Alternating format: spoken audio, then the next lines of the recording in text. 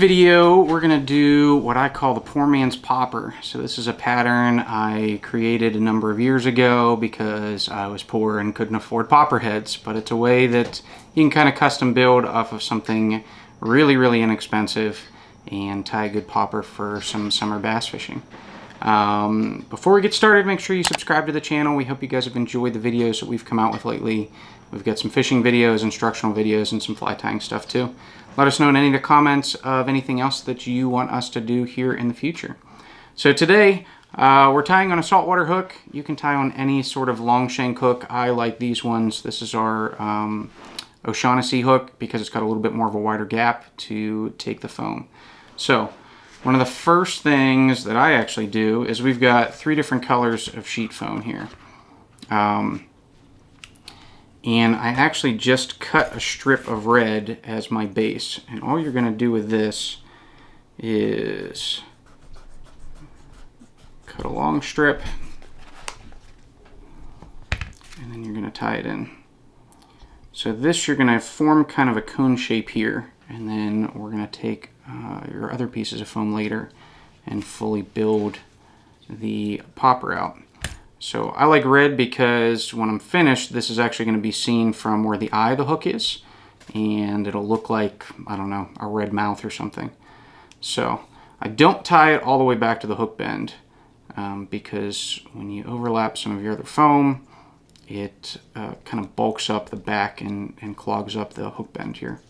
So all I really do here is take my foam, wrap it up, and then slowly taper it as you're getting to the front. And it doesn't have to be very pretty because all you're going to do, like I said, this is just the base for everything, is put a bunch of thread wraps and kind of put some shape to it. So none of this is really going to be seen except for the very front here. So now that we've got that done, you can tie any tailing material that you want for your popper. You can tie feathers in, you can tie bucktail or squirrel or anything like that that you like in. We're just going to use some feather tips here that we have from another fly that I tied earlier. And these are just kind of the leftovers. So we're just going to tie a little bit of a tail in here.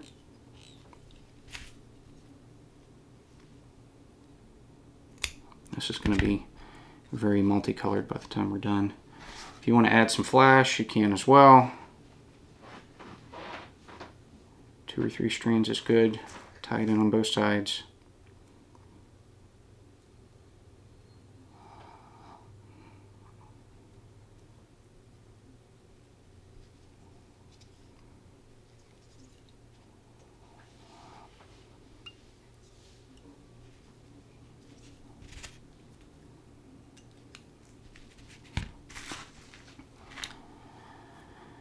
And then if you want to build a little bit more to the back end, you can actually throw a little bit of hackle in too before we start our next step.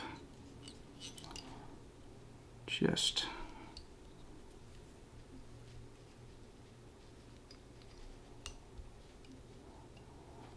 not a big hackle plier guy in a lot of ways, but sometimes it helps. It depends on your skill set and just how quickly you want to get things done. That's typically how I do mine. Okay, so we got this. It kind of looks a little sloppy because of the foam at the front, but this is where everything else comes into play. So I've got green and yellow. These are some of my favorite colors that I've done over the years, as like a frog color. As you can see, we've used some of these before. But what you want to do is cut kind of an almond shape, if that makes sense. I like to do it off the corner because then I've got a piece to tie in. And you want, I'm not an artist.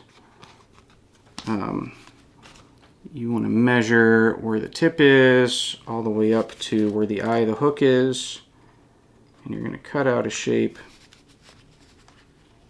and cut it flat in the front. So kind of, I don't know, beetle shaped like this, and just try to even it up as much as you can. And then I use that as a template, and I'm going to tie it, cut it on the other one too.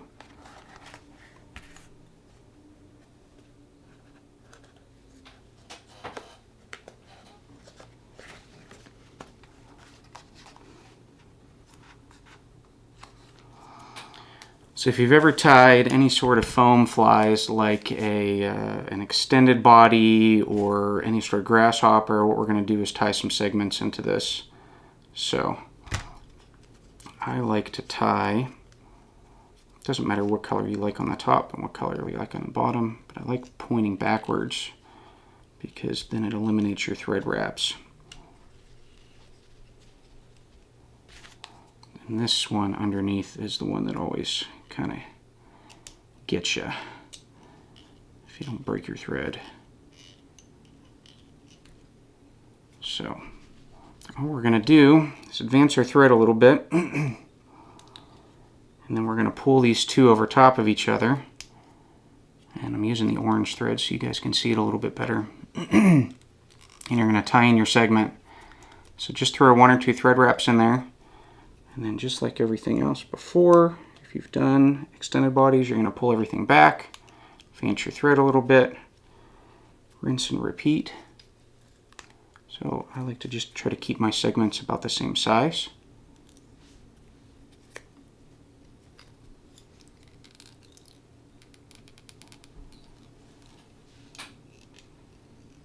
And then if you like, you can actually tie in some rubber legs.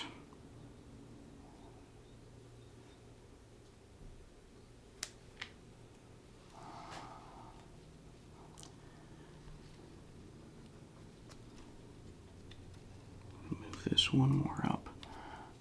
Make sure you know when your legs are coming in so that you don't have too much thread build.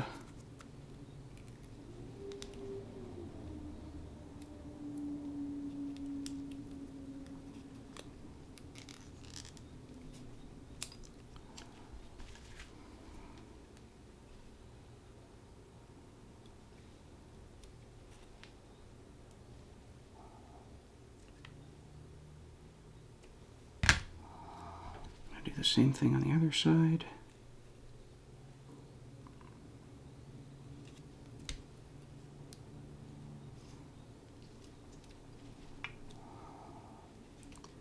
And then as we get closer to the front, I try to do one more wrap just so that, now that my rubber legs are getting in the way of everything.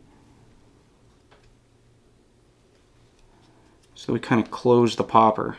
So at this point, I like, not necessarily close, but you can see here when I turn the vise that we've got a really deep gap in here.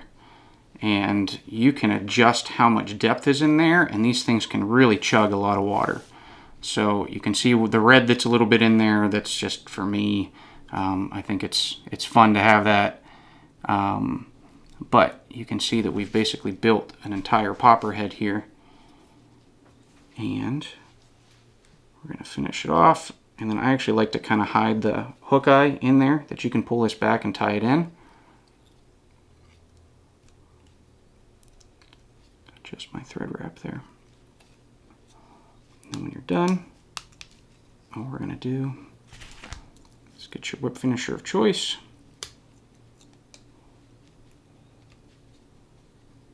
And we're actually going to trim the foam after you're done. You just need 6 hands for that.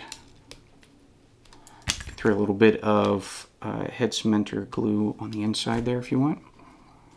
So, and then I just try to match up the top and the bottom, clip it a little bit, and now you've got your poor man's popper. So,